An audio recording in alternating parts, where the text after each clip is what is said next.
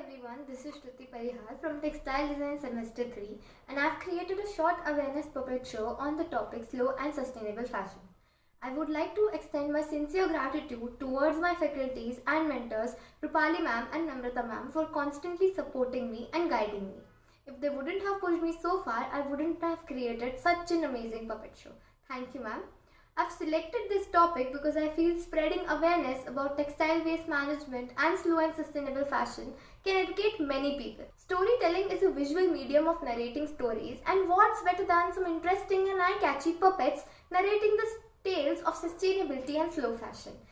But puppets or Kathputli is an endangered craft from Rajasthan, and to revive that craft I've selected this topic. The language of my story narration is Hindi because Hindi is the national language of India and even a layman can understand Hindi better. People connect with Hindi in a much better way than any other language. So I've selected Hindi as the medium of my narration. अरे बेटा, अब चलो भी। हाँ दीदी, चलो ना। तो चलिए चलते हैं कठपुतली की दुनिया में और देखते हैं एक साड़ी की कहानी नानी की जुबानी। चम चम चम चपन चपाई देखो घर में नानी आई। हेलो फ्रेंड्स, मैं हूँ श्रेया।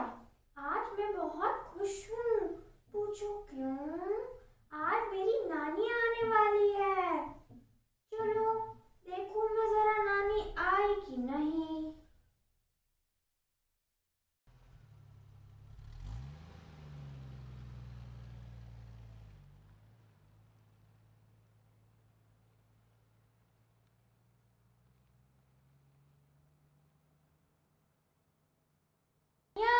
नानी आ गई। अरे बेटा, आजा मेरी बिटिया। कैसी है तू? मैं तो बहुत थक गई।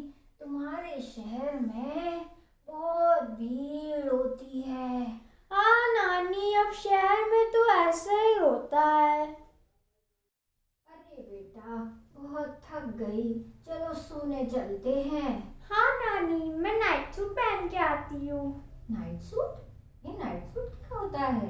अरे नानी, इतना भी नहीं पता? रात को पहनकर सोने वाले कपड़ों को नाइट सूट कहते हैं। अच्छा? हाँ नानी, शहर में तो हर टाइम के अलग कपड़े होते हैं। मॉर्निंग वॉक के अलग, ऑफिस के अलग, शादी के अलग। अरे बाप रे। हाँ नानी, इतने कपड़े।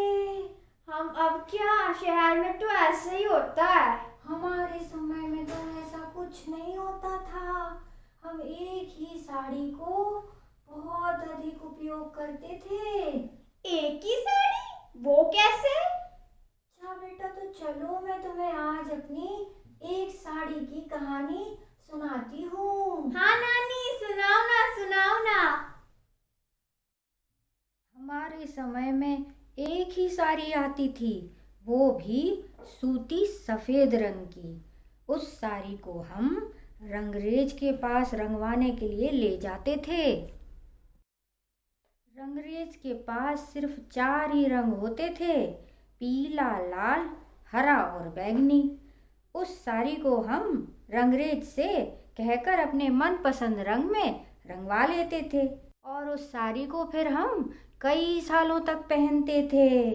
जब हमारी साड़ी खराब हो जाती थी तो हम उस साड़ी के कई तरह के उपयोग कर लेते थे, जैसे कि हम उस साड़ी के गद्दे और थैले बना लेते थे। इसके अलावा उस साड़ी का उपयोग हम खाना बांधने में भी करते थे। उस समय टिफ़िन बॉक्सेस नहीं हुआ करते थे। जब भी कोई खेतों में काम करने जाता, हम उसमें खाने का सामान बांधकर उसको दे दिया करते थे। और इतना ही नहीं, जब भी हमारे यहाँ कोई मेहमान आता था, कोई रिश्तेदार आता था, तो हम उस साड़ी के कपड़े में अनाज और दूसरे सामान वगैरह भरकर उनको विदाई में दे दिया करते थे। इस तरह हम उस साड़ी से पैकिंग का काम भी कर लेते थे। और उस ज़माने में पानी छानने के लिए छन्नी भी नहीं हुआ करती थी, तो हम उस सूती कपड़े का प्रयोग पानी छानने के लिए भी किया करते थे। और जब वो साड़ी और खराब हो जाती थी तो हम उस साड़ी का खेत में बिजूका बनाकर लगा देते थे। नानी, ये बिजूका क्या होता है? अरे बेटा, बिजूका वो होता है जो खेत में फसल को बचाने के लिए कपड़े का एक पुतला लगा देते हैं, जिससे जानवरों को ये लगता है कि खेत में कोई किसान काम कर रहा है। अरे नानी, इसे इंग्लिश में स्केरक्रो कहते हैं। अच्छा, गांव में तो मिट्टी के घर हुआ करते थे, तो जब वो कपड़ा और अधिक खराब हो जाता था तो हम उस कपड़े से अपने कच्चे घरों की लिपाई पुताई किया करते थे। और अंत में जब वो कपड़ा पूरी तरह से खराब हो जाता था तो हम उस कपड़े को अपने जानवरों के बांधने की जगह पर उनको मक्खी मच्छरों से बचाने के लिए धुआं कर देते थे और उस कपड़े का प्रयोग इस तरह अंत तक करते थे। तो सुना तुमने, ये थी मेरी एक साड़ी की कहानी। अब तुम बताओ बेटा कि इतने सारे कपड़ों का तुम क्या करोगी? अरे, लगता है ये तो सो गई, पर आप सब मत सो जाइएगा।